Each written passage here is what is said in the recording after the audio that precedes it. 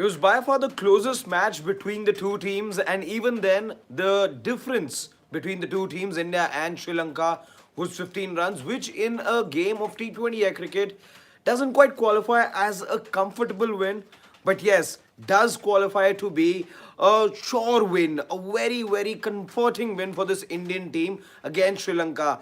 30 runs was the difference last time. So, the one thing that I have seen in this series from Sri Lanka, who failed to impress across departments, but when you look at the fourth and the fifth T20I, yes, they offered some sort of resistance, which was missing in the first three T20Is of the series. 7 wickets, 8 wickets, those were the margins that India was securing victory by.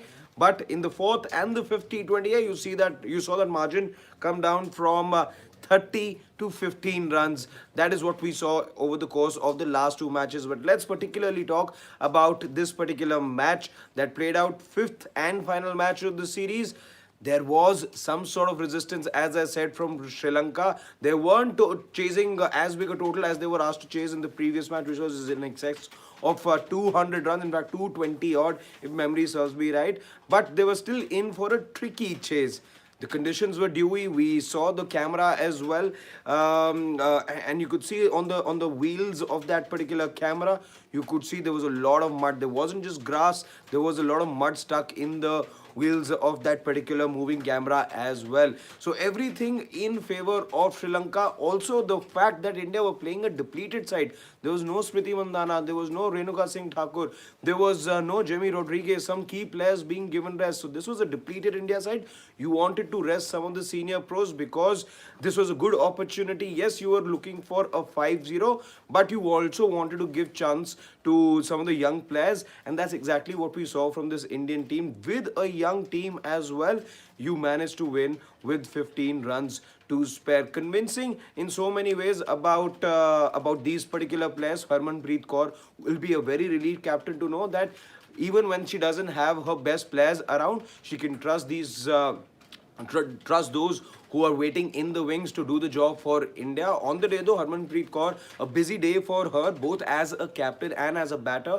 Not a lot of runs that India got from the top order, but in comes the captain and she provides a vital boost to the Indian team, scoring a 50 of those 60 odd runs that she scored, 42 coming in boundaries, 4 fours and a 6 for her.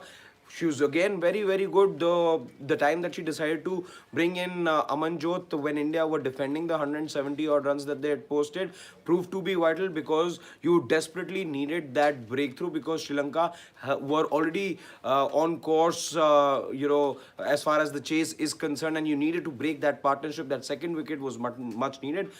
In comes Amanjot, strikes on the very first delivery. India get the breakthrough that they wanted. What happens next? Again, very good changes. The introduction of Deepti, which was around the 12th over mark, if I recall that right, that also proved to be crucial, because that's where that's where the wickets started to crumble, and Sri Lanka, from a time that around the 10th 11th over mark that they were looking good, still had 8 wickets in hand. That's when they lost momentum, ultimately losing 7 wickets in total. And yeah, the pressure just kept increasing on the Sri Lankan batters. While they had the resources, it's just that the required run rate was always a little ahead of them. Having wickets gives you cushion, but then the bowling changes that I was just talking about were planned so well by the Indian captain that ultimately that increasing required run rate put the pressure on the Sri Lankan batters. You saw them make mistakes. There were a couple of bold dismissals that we saw, and everything else was well taken care of by Harmanpreet Kaur. The fielders were positioned exactly where you would have wanted them to, and India, with that increasing net run, increasing required run rate, did just enough to be able to secure a 5-0 series whitewash. Let me also try and see if there are any stats that I can tell you over here. As far as this particular series win is concerned, Sri Lanka have played only 4 5-match T20I series, and this is the first instance, by the way, that they've lost by a margin of 5-0. Let me also tell you about most wickets in women's T20 internationals. Deepti Sharma, it's a personal milestone for her. She's now moved to 152, which is top of the list as far as women cricketers are concerned. She's gone past a Megan Shutt, who had a